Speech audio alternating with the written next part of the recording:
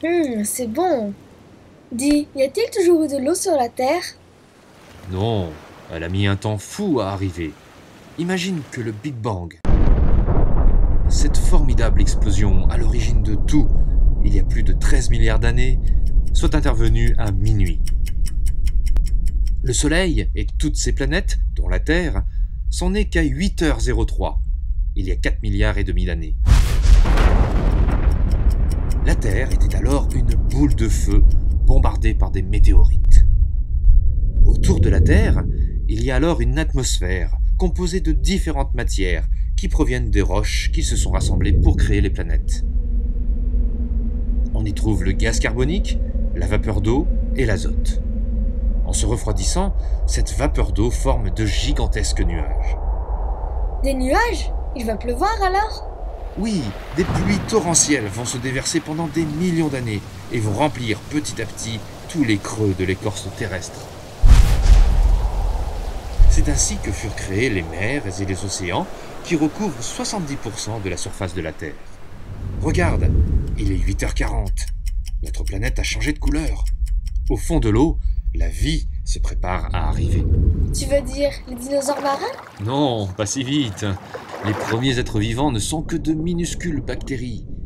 À 8h56, des organismes microscopiques commencent à libérer de l'oxygène. Cet oxygène indispensable à la diversification des formes de la vie, sous l'eau, et puis plus tard sur la Terre. Il faut attendre 11h07 pour voir apparaître des êtres vivants plus complexes. 11h37, les plantes terrestres. 11h41, les premiers animaux vivants hors de l'eau, comme les reptiles.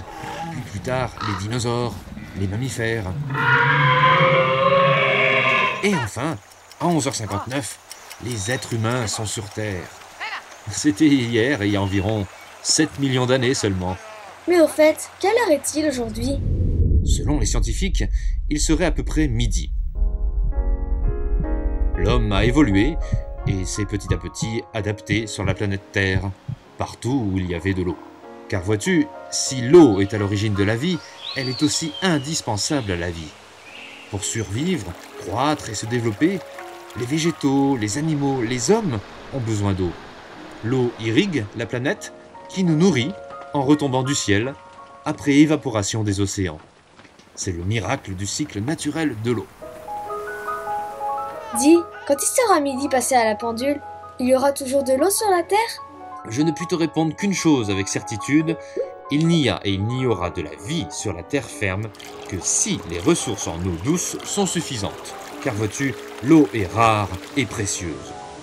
Des signes nous montrent qu'elle est parfois en danger. Il nous appartient, à nous, les humains, d'en prendre soin et de l'économiser.